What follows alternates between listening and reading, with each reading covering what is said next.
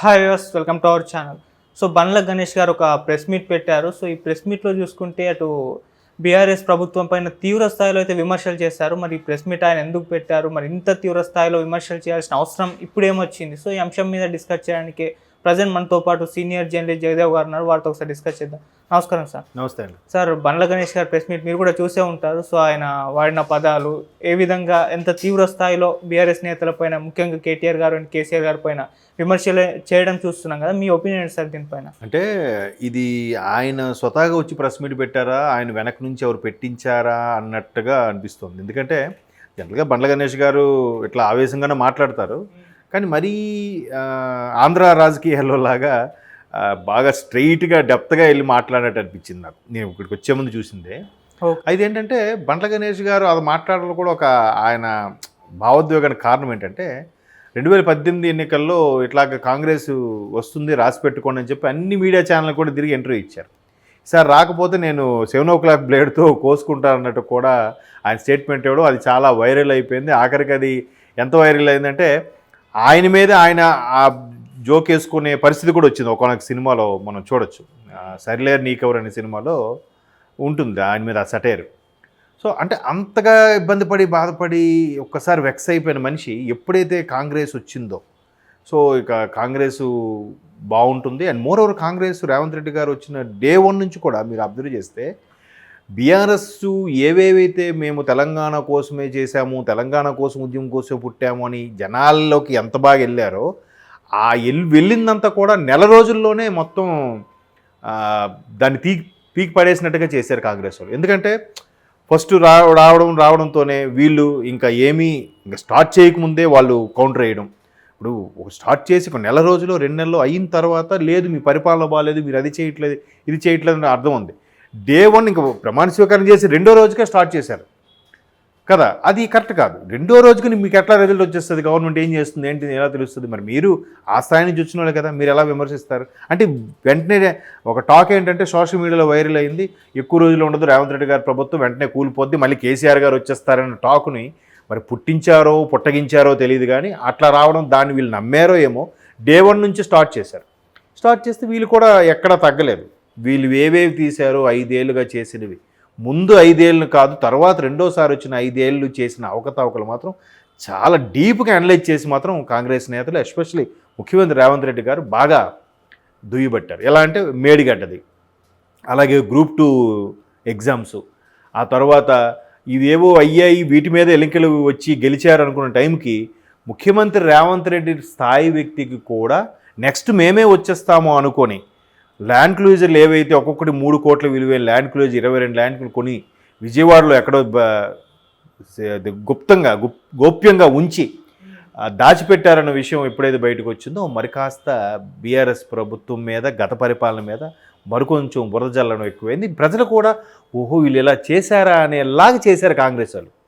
BRS ఏదో ఉద్యమం కోసం పుట్టింది, తెలంగాణ సాధించడం కోసం పుట్టింది అనే దాన్ని ఒక్క నెల రోజుల్లో కాస్త బీఆర్ఎస్ని ఇలా పక్క పెట్టినట్టు అనిపించింది కదా. ఆ ల్యాండ్ క్లూజర్లు తర్వాత రీసెంట్గా ఇంకో అంశం కూడా వచ్చింది. ఒక మంత్రి గారి తాలూకా బంధువుని ఏ టెస్టు రాయకుండా ఒక మంచి పదవిలో పెట్టించి ఆవిడకి 1,25,000 జీతం ఇప్పించి ఏ టెస్ట్ రాశారంటే ఏమీ లేకుండా ఇప్పుడు ముఖ్యమంత్రి రేవంత్ రెడ్డి గారు వచ్చిన తర్వాత ఇప్పుడు ఆవిడ రోజు ఆఫీసుకు రావడం ఏంటని వెరిఫై చేస్తే ఊరికే ప్రభుత్వం వాళ్ళది కదా అని ఇలా చేయడం ఒకటి కాదు, చాలా భూ కబ్జాలు. వరంగల్లో ఒక మాజీ మంత్రి చేసిన భూ కబ్జాలు, అలాగే ఇంకొక మాజీ మంత్రి కాలేజీ పేర్లతో చేసిన స్కాములు ఒక్కొక్కటిగా వస్తుంటే ఓహో వీళ్ళు ఉద్యమం పేరుతో కేవలం హైదరాబాద్ మహానగరాన్ని చూసి దీని నుంచి మనం లబ్ధి పొందొచ్చనే ఈ పార్టీ పెట్టారా, కేవలం హైదరాబాద్ నుంచి రెవెన్యూను తీసుకోవడానికే ఈ పార్టీ ఆవిర్భించిందా, ఉద్యమం పేరుతో ఎంతగా దోచుకున్నారా అనే స్థాయిలో కాంగ్రెస్ డే 1 నుంచి ఒకటి స్టార్ట్ చేస్తుంది. అంటే ఎంతవరకు వాస్తవం అంటే ఒక్కొక్కటిగా ప్రూఫ్స్తో చూపిస్తోంది కదా. ముఖ్యమంత్రి మన రేవంత్ రెడ్డి గారు ఏమన్నారు, నాకే 10 రోజుల వరకు తెలియలేదు ఈ ల్యాండ్ క్లూజర్ విషయం అంటే ఇంక వేరే ఏం చెప్పొచ్చు అన్నట్టుగా. అలాగే పవర్ విద్యుత్కి సంబంధించి, ఆ తర్వాత Group 2 ఆ చైర్మన్ సంబంధించి ఒకటి కాదు అన్నీ.